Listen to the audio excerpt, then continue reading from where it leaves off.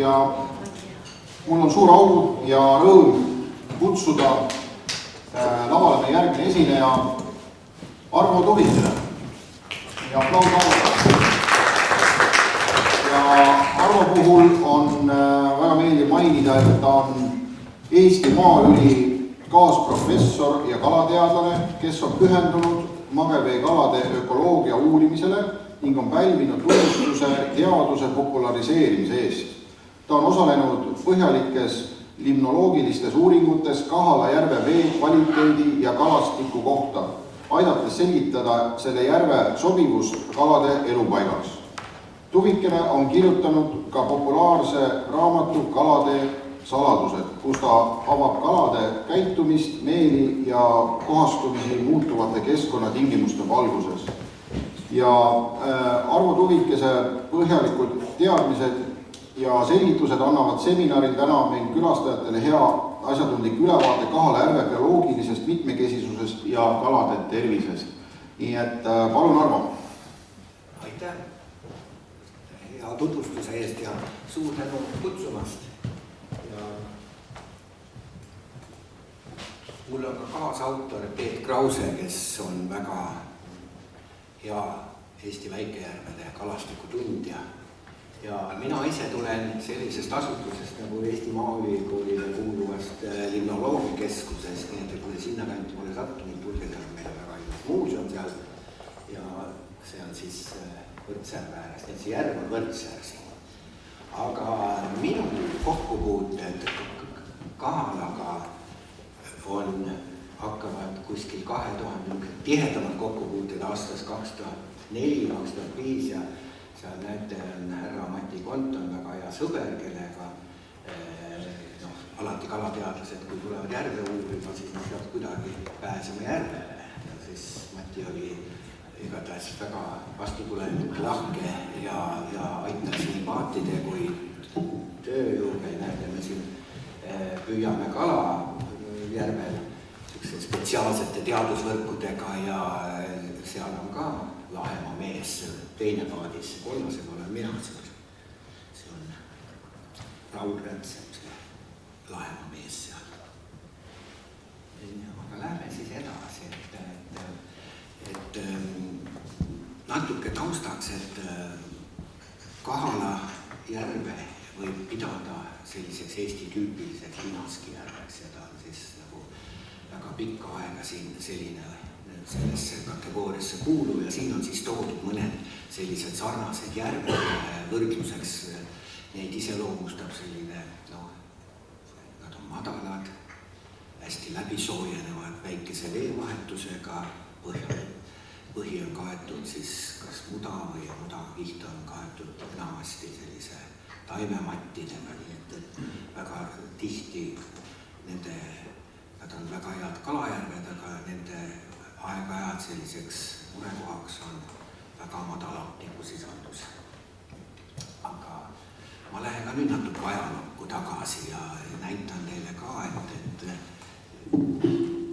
Kolga kolhoos tahtis seda Kahala järve hakata majandama nagu Ogre Linaski järvena ja 1949. aastal asustati siia väga palju hõbekokre sisse. Tegelikult enne ma ka kuulsin, et legend, kus Kahala järv oli seotud Maardu järvega, et kui me siis vaatame, kuhu Eestis esimesena hõbekogred sisse toodi. Hõbekoger on tegelikult võõrliik meile, aga siis 49. aastal toodi ta siis Maardu järve ja ka Kahala järve sisse, nii et see võib ka seotud olla sellega, et legendi järgi olid need järved lähestikku. Ja seal on siis toodud ära selle kolhoosi sellised teesid, mida nad siis tahtsid selle järve parandamiseks teha. Et tuligi siis nagu Kogre ja Linaski arvukus kõrge hoida, nende potentsiaalsete konkurentide Ahvena ja Haugi arvukus tuli alla viia, kuna nad söövad ära Kogre ja Linaski.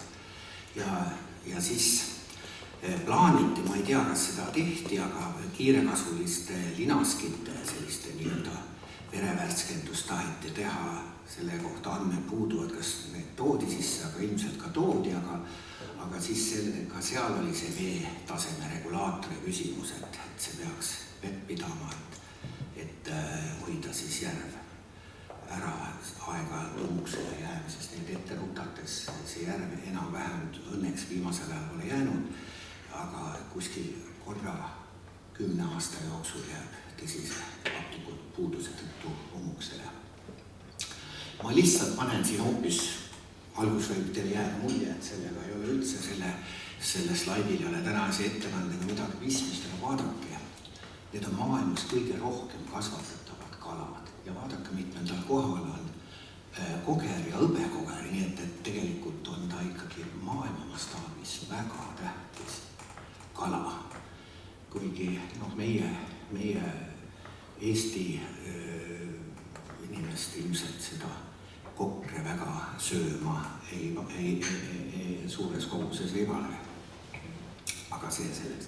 Nii, aga nüüd edasi minna, et kui me vaatame klassikalist sellist toiduahelat, see näitab nüüd nagu vee kvaliteeti ja erinevaid kalarühmasi, siis me näeme, et mida oligotroofs või puhtam vesi, siis see sobib rohkem õhilastele, keskmise sellise toitelisusega vesi sobib ahvenlastele ja selline eutroofne vesi sobib karpkalalastele ja siin on siis näidatudki, et see lämmastiku ja fosfori kontsentratsioon kasvab sinna paremasse suunda ja kui me edasi vaatame, siis hapniku kontsentratsioon pigem väheneb selles suunas. Nii, aga nüüd tänapäeva nii-öelda, ütleme, toiduahelate ja kalastiku koosseisu järgi ütleksin, et see kolgakolhoosi niisugune ettepanek, ega ta eriti hästi seda järve nagu vee kvaliteeti ei toetanud, et tegelikult ikkagi on see, mida rohkem röövkalu on mängus sees, seda vähem on lepiskalu, seda rohkem lepiskalad, väiksem on press nendele sooplankteritel ja seda vähem on vetikaid, nii et kui te tahate, et järv paistab ilusasti läbi, on niisugune hästi vähe õitseks, siis selle tagab just see, kui on palju röökala sees. Nii et see ülemine pilt iseloomustab sellist puhta vee, läbipaistva oma veekeskkonda ja alumine pilt sellise natuke sobasema vee. Nii, aga kui me vaatame lihtsalt veel, lähme kahala nende kalastiku selliste uuringute juurde ja ka statistika juurde, siis me näeme, et kuskil siin on ka kutseline kalapüük, kalurid esindatud, et siin mõned niisugused väljanopped tehtud teatud aastatest, et 2017 ja 2016 on olnud siin kuskil 250 kilogrammi kogupüük ja sellest on seal vist üks, kahjuks ma näen, et see peab linask olema, et 66% on linask olnud. Et praegu on linaskis kujunenud siis see nii-öelda võtmekala siin järves. Ja siin on lihtsalt mõned sellised kutselise kalapüügi andmed toodud. Noppisin välja aastast 2020 kuni 2024 ja võrdluseks panin 1959. Siis te näete, et tegelikult varasemal ajal just seal 50. aastate lõpus on olnud siin hästi palju hõbekokre ja seal peamise nii-öelda valdava osa moodustatud kalasaagist päris suur kogus on ka haugi, aga teised on vähem. Nüüd tänapäeval näete, et domineerib linask.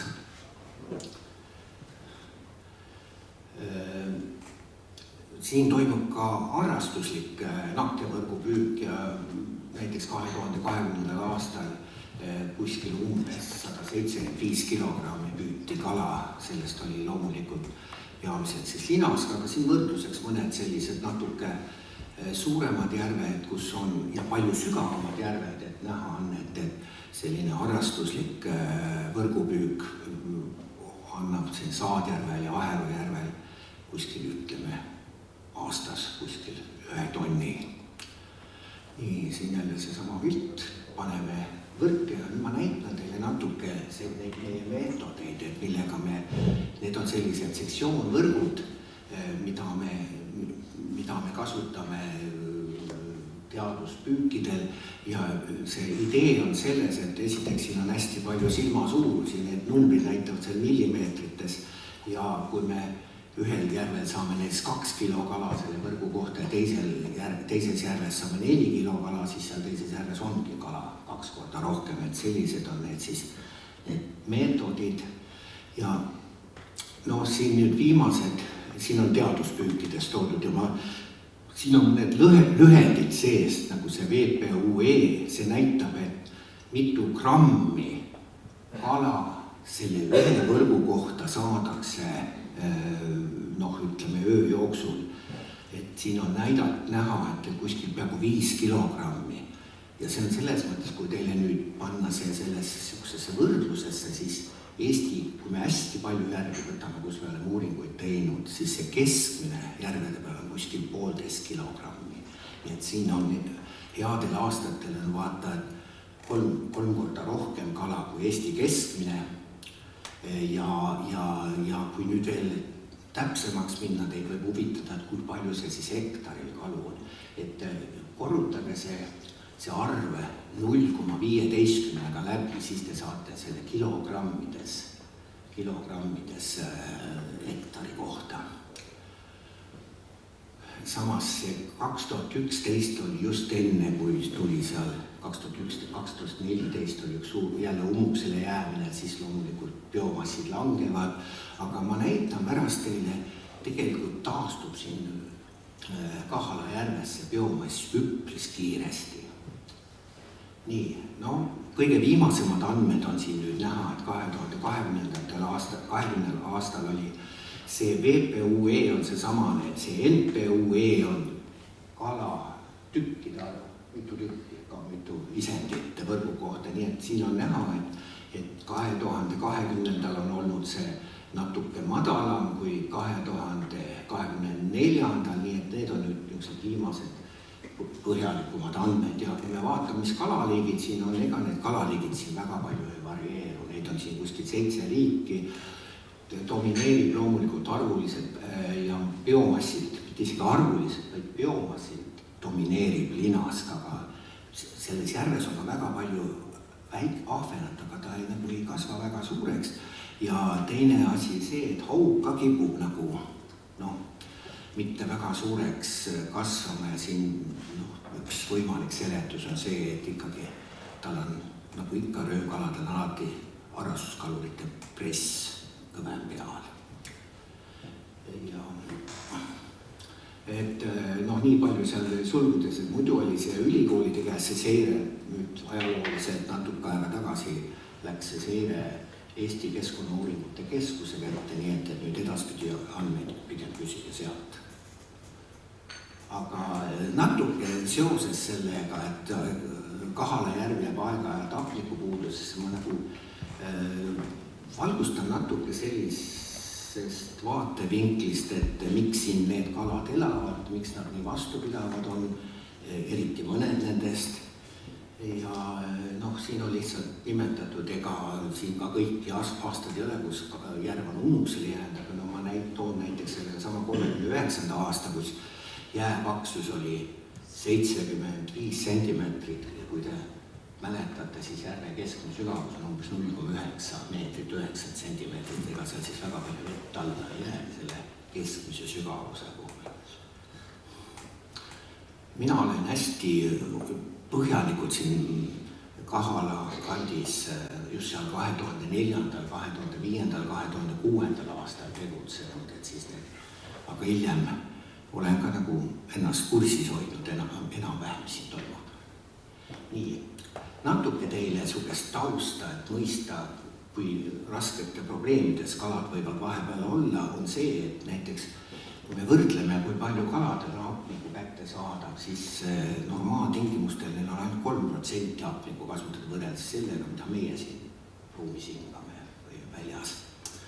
Ja teine asi on see, et ta on väga viskoosne ja tihe, teda on raske liigutada kaladel, ütleme, et hingata, et saada hapnik kätte, neile kulub palju rohkem energiat kui meil, nii et see on ka üks. Ja teine asi, mis ka me näeme, mis on väga tähtis, mis me pärast, kui ma demonstreerin neid võtteid, mida saaks teha, kui kalad hakkavad surema ja et tegelikult see, kui me teeme jää sisse augu ja me arvame, et see hapnik läheb sealt õhust sinna vette, siis seda praktiliselt ei toimu. See difusiooni teel, see on 10 000 korda aeglasem, kui siin õhus hapnik liigub.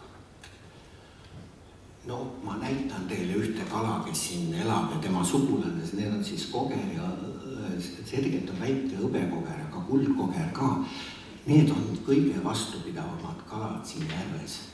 Kuigi neid nüüd on palju vähem kui linaskeid, aga linask on vastupidav, aga need kaks kalaliiki on mõnes mõttes maailmas unikaalsed liigid.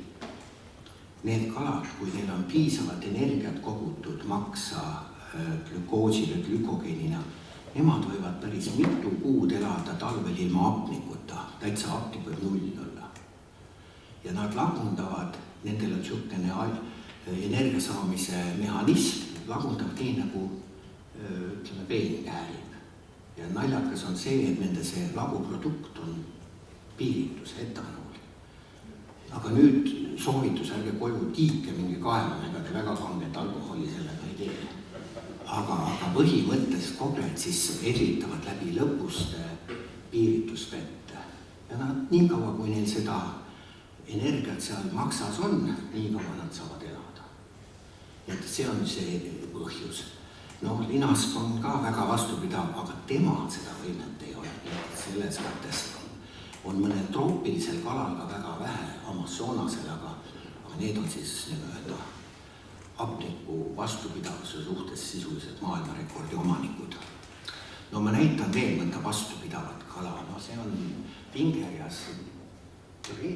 Teoreetiliselt elab see ka Kahala järves. Ma ei tea, kas keegi on näinud seda. Ma sellega võin eraldi rääkida, et sellel on väga positiivsed küljed, aga väga negatiivsed küljed, kui keegi avastab ta selle järves. Aga tema on meil üks kala kahest, kes hingab lisaks lõpustel, saab mingi muu asja hingata. Kas teil on ettekujutus, millega Pingerjas hingab ja tema sugulane hing lisaks lõpustele? No pakkuge. Nad hingavad sooltoruga, teevad puhtaks oma sooltoru ja siis tulevad veepinnale, võtavad õhku sisse ja nüüd ma näitan.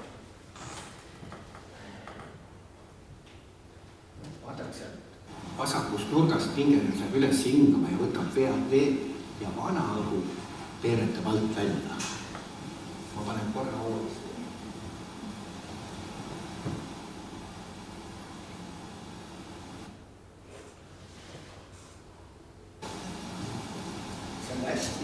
Hästi lühike moment seal, et ta läheb võtab, aga ta läheb seda tegema alles siis, kui hapniku vees on vähe. Ja seda vanasti, kui ilmateenistusi on nii hea, nagu praegu kasutati ilma ennustamiseks, selle kala ennustab halba ilma umbes ööpäev ette. Okei, aga nüüd läheme selle kalade, miks ma neid mõnda numbrit siin näitan, on see, et miks teatud kalad, kui ka palju neil õhku või hapnikku jätkub seal vee all, see oleneb ka väga palju liigist. Näete siin, lõhilastel on palju rohkem vaja hapnikku ja karpkalastel palju vähem. Aga see puhkeolekus, kui nad ujuvad, siis läheb see palju rohkem ja siin ma juba Mati käest kuulsin, et näiteks talvisel ajal, kui on väga karm talv, siis ei ole mõistlik kalu häirida näiteks jäärajasõiduga, aga ma juba kuulsin, et siin Kahalal ei lubata seda teha. Ja, aga ma näitan teile, kui palju kala hapnikku vaja, kui ta ujub kiiresti ja siin on siis üks idalõhe pandud peale. Nerka ta ei ole piisavalt kiiresti ujunud, karu on ta ikka kätte seal saanud. Aga nii on näha, et kuskil üle 10 korra kasvab tema hapniku vajadus. Ma lihtsalt näitan, missugused aparaadid meil on, kui tahetakse kalade.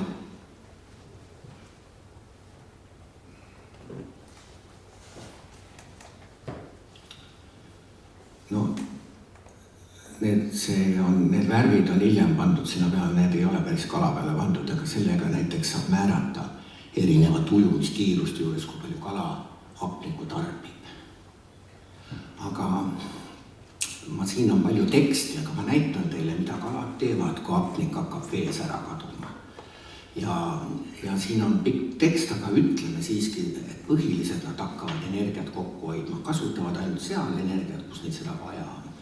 Ega nad ei toitu, nad muutuvad väga passiivseks ja seal on, kui te näete ühte niisugust löhedit B-gritt, see tähendab seda, et see oleneb kalaliigist nüüd. Kalad langetavad oma hapniku vajadust teatud punktini, seal on sellel Y-teelel on hapniku kontsentratsioon ees ja siin on ühe meiega tulnukliigi unimudile määratud, ta lülitab mingil momendil anaeroobse ainevahetuse sisse ja see, kui madalalt ta seda suudab teha, see oleneb kalaliigist, aga aparaat on keeruline, aga siin te näete, vaadake neid ülemisi numbreid ja mida madalam see number on, seda vastupidavam kala on hapnikupuuduse suhtes. Et antud juhul on siis kõige vastupidavam unimudil, siis on kiisk ja siin Kahalajärve kalades näiteks särg ja ahven, need on niisugused natuke tundlikumad. Aga see on siis see Kaug-Ida unimudil. Nii, nüüd see on niisugune talvine, ütleme, et üks niisugune, kui te käite Kahalajärvel ja teete augu sisse ja kui kalad tulevad pinnahingamist tegema, tulevad nii-öelda veepinnale lobistama, see on selge märk, et vees on hapnikupuudus. Ja siis on ütelda viimane tund tegutsemiseks, kui üldse tahetakse midagi päästa. Siin see ausammas on Pärnus, see on pühendatud just kalade suremisele hapnikupuuduse tõttu, seal kunagi juhtus Valliääros nii, et üks viidikate parv jäi lõksu ehituse käigus ja siis nemad tonnide koppa seal surid ja linnavalitsusel oli kõige suuremat meeleärmi tegi see, et järgmine päev hakkasid hansapäevad, nagu ütlete, soojas ja surnud kala. Aga ma nüüd näitan seda, et kalad ei ole need, kes tegelikult vees hapnikku ära tarbivad. Peamiselt ikkagi on see samane näiteks Kahalajärve puhul. See muda ja ütlen terve Kahalajärve põhi on kaetud taimedega, kui meil on seal paks jääkiht peal ja valgus sealt veel natuke lund peal, siis sinna see on kottpime. Seal mingisugust fotosünteesi ei toimu, seal siis ainult tarbitakse hapnikku ja nii, kui see hapnik ikka alla läheb, siis nagu seal ei ole. Aga ma lihtsalt tegin siin teoreetilise arvutuse siin, et kui oleks ainult kalad nii-öelda ka Kahalas hapniku tarbijad, siis jätkuks siin ka ikka ütleme vähemalt 9 aastaks. Et siis võiks Kahalajärv olla aasta aega jääkatte all. Nii, aga nüüd ma lähen vaatan neid sammuseid, need on siis, kahjuks siin on inglise keeles jäänud peale, aga siin on siis niimoodi, et see 2003-2004 oli Eestis üks hästi põuased aastad ja hästi karm talv tuli peale, et tegelikult väga paljudes järvedes kala suri, kaasa arvatud Kahalajärves ja ma panin siia nüüd need järved, kus siis see kalade suremine toimus ja siin on siis näidatud, et Kahalas näiteks pärast juba 2005 oli juba 2 kilogrammi, see tähendab ütleme 300 kilogrammi hektaril juba kala uuesti olemas, nii et nad tegelikult taastuvad ja eks ta ikka päris tühjaks ei surnud, nad lähevad just sinna ojadesse või kraavidesse, sissevooludesse, varjule. Aga noh, siit saad siuke näide ja nüüd siin on üks teie piirkonna järv veel sees, kas te teate, missugune? See, mis hästi natuke kehvasti kirjutada, Järvi Pikkjärv, see on seal Kuusalu kandis on üks hästi ilmselt Eesti kõige magedama veega järv. Ma näitan teile siin nüüd nii, aga siin on nüüd üks niisugune kasulik õppetund teile, et kui te tahate suhteliselt lihtsate vahenditega ennustada, kas talvel tuleb siis kalade hukkumine või ei tule, siis siin on selline variant, et kui teil on siis kuskilt laenata hapnikumõõturi ja mõõdate ära, mida kiiremini hapnik jää all ära kaob, seda kehvemas seisus järv on. Näiteks siin on näha, et kõige kehvemas seisus on olnud siis seesamane Prossa järv ja Järvi Pikkjärv, ei Järvi Pikk järv ei ole siin. Nii, kõige halvem on siis see Prossa ja teine sinine Eistvere, et seal on 1 meetri sügavusel on juba hapnik kadunud, nii et kalad loomulikult tulevad üles sinna jää alla pinnale, aga kui seal ikka ka ära hapnik kaob ja milles siis asi on, ma kohe sinna jõuan, aga siiski üks selle uuringust ajast veel niisugune huvitav, siin on arvud, mida võib-olla teile midagi ütle, aga ma nii palju ütlen, mida suurem number, seda paremas seisus see kala on. Tal on paremad elutingimused, tal on paremad hapnikolud, aga siin on kõik need järved siis, mis aeg-ajalt satuvad hapnikupuuduse alla, nii et see Kahala järve, need kollased numbrid näete, et nad on enamasti üle Eesti keskmine, nii et tegelikult see näitab. No inimese puhul ei öelda, et tüsedus on hea näitaja, kala puhul on see ikkagi väga hea näitaja. Mida tüsedam kala, seda rohkem tal süüa on ja paremad olud. Aga ma näitan teile, see on nagu teaduslikult väga nagu keerulisem asi, aga tegelikult väga huvitav. Meil on siin vasakul on Kahala järvevesi ja parem on siis see teise, selle kõige magedama vee järvevesi, see on siis Järvi Pikkjärvevesi. Ja siin on mõõdetud seda, hapnik kaob vees ära. Seal vasakul sellel Y-teljel on hapniku kontsentratsioon ja vaadake, kui suur vahe on, kunas läheb ta pinna hingamise peale. Et Kahalas ta talub väga hästi 0,8 milligrammi ja Järvi Pikkjärves on see 1,2. Ja kus Aivar, sina oled vaat seal, tead, see idee tekkis tegelikult, kui Aivar käis seal jää all. Saatis meile pilte ja me vaatasime, mis jama see on, kobred on surnud, nii puhas järv ja ei ole võimalik ja siis hakkasime nagu seda põhjust välja selgitama, miks kobred surevad, need peaksid ju ilma hapnikut üle elama. Aga vaat siin on nüüd see asi, et kui on ikkagi sisuliselt destilleeritud vesi sul järves, siis kogrel läheb nii palju energiat, ja antud juhul on see särg muidugi, nii palju energiat, et saada seda kaltsiumit ja joone sealt veest kätte, et ta ei saa selle nii-öelda selle anaeroobse ainevahetusega hakkama.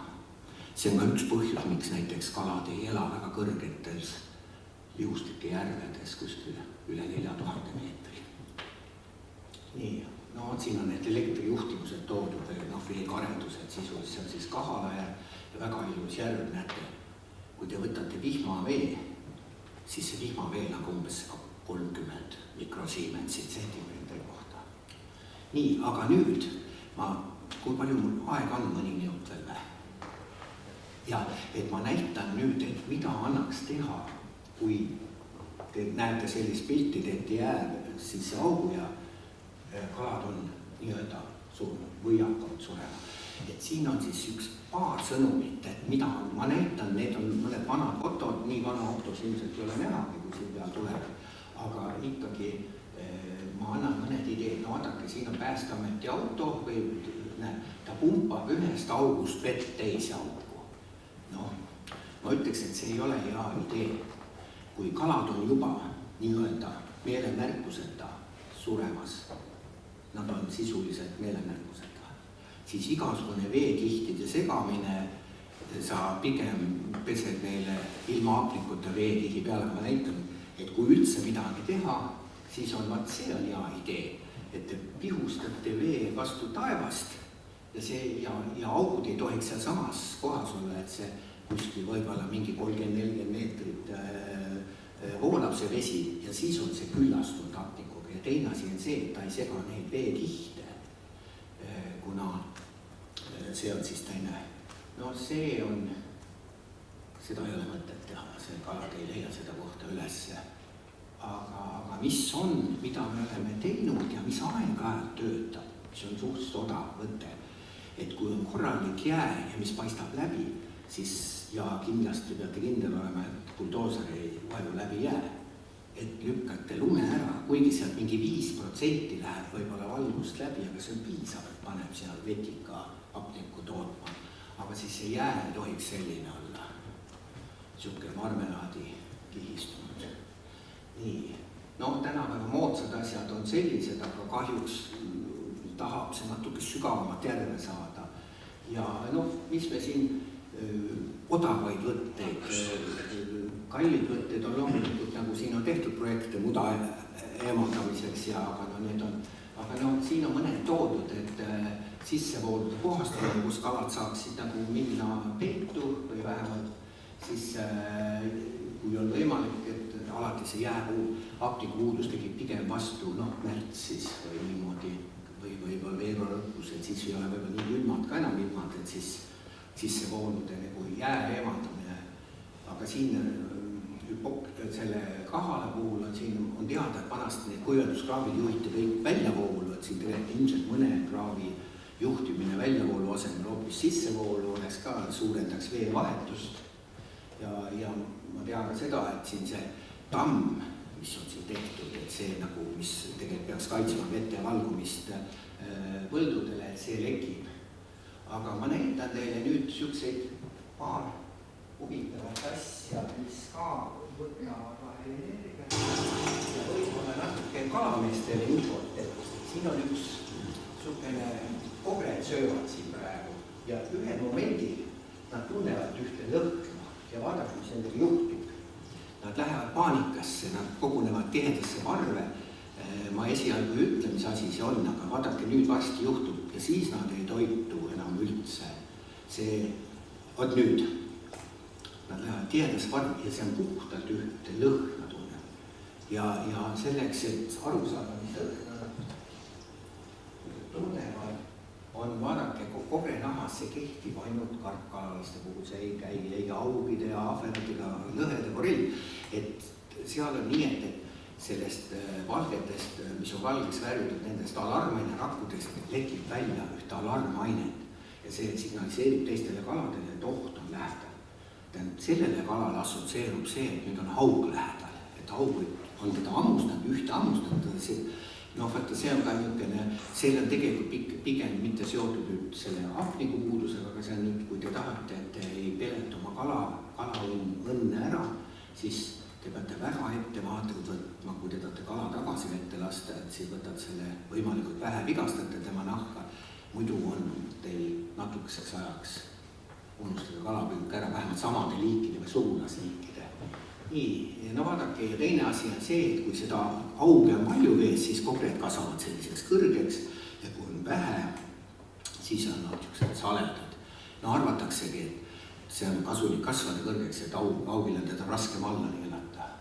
Aga nüüd ma panen siin nüüd põhilise selle järve kala.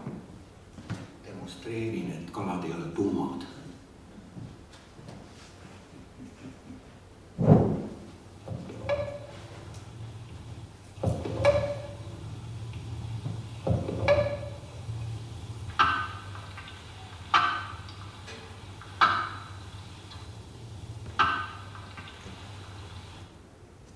Nii, kuna ma tean, et siin kandis on mälumängureid palju, nii, ja see on teil väga raske küsimus.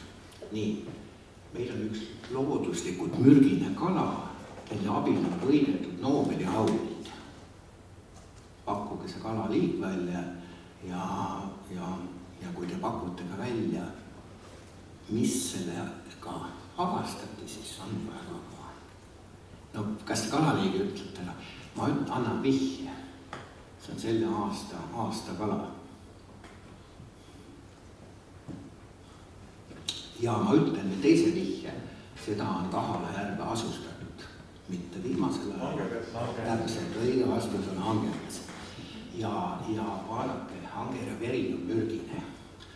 Ta nüüd muidugi ehmatasime need ära, ta on ainult toorelt mürgine ja tegelikult ta on siis mürgine, kui Hangera veri saab teie verega kokku. Aga siin see õige vastus on siin, et anafülaktilist šokki tekitab, aga muidugi ainult sellisel juhul. Ja Hangeras teeb ka.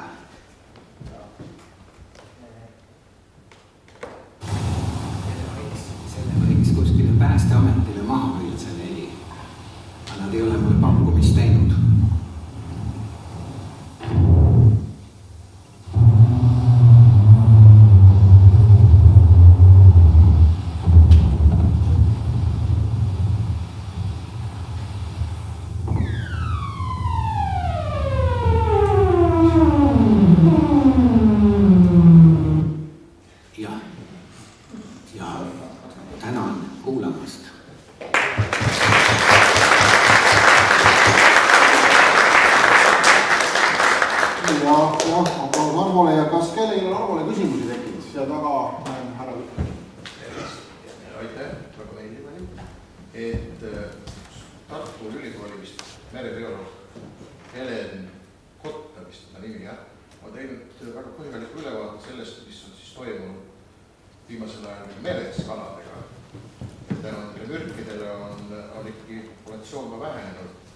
Suuresti saavad isad just pihta, et mis olukord on järvedes seoses põllumajanduslike või üldse siis meie ka tarbekeemiaga, ka meditsiiniga, mis läbi meie minnes satub uuesti vette. Aitäh. Tähendab, ma nii palju ütlen, selle väga hea küsimus, see tuletas mulle ühe asja meelde, mis ma jätsin Kahala järve puhul mainimata, on see, et võt see hõbekoger, kes meil siin kunagi asustati, tema paljuneb, tal pole isaseid vajagi. No siin on mingi kogus on isaseid, see on, seda kutsutakse künogeneetiliseks paljunemiseks. Aga kui nii nüüd küsida, et kui puhtad on veekogud, siis ma paneks lihtsalt hästi lühidalt vastates kindlasti siseveed on puhtamad enamus kui üldistatult kui meri, meie rannikumeri. Kui vaadata nüüd Keskkonnauuringute Keskuse selliseid seired ka, kus on Kahala järv, siis mõne aine puhul tõesti on seal, aga need on need inaorgaanilised ained ja võib ka siiski, mis on natuke üle normi, aga need on sisuliselt terves Euroopas üle normi. See puudutab ka elavhõbedat mõnes kohas, et need normid on nii karmid pandud, need ei ole mitte toiduohutuse normid, vaid just need keskkonnanormid, et pigem ma arvan, et lähitulevikus vaadatakse teatud normid ümber. Et kui sa nüüd kahjustusi vaatad, siis me tegelikult sisevetes näeme neid vähem kui meres. Aitäh, on kellegi veel küsimusi?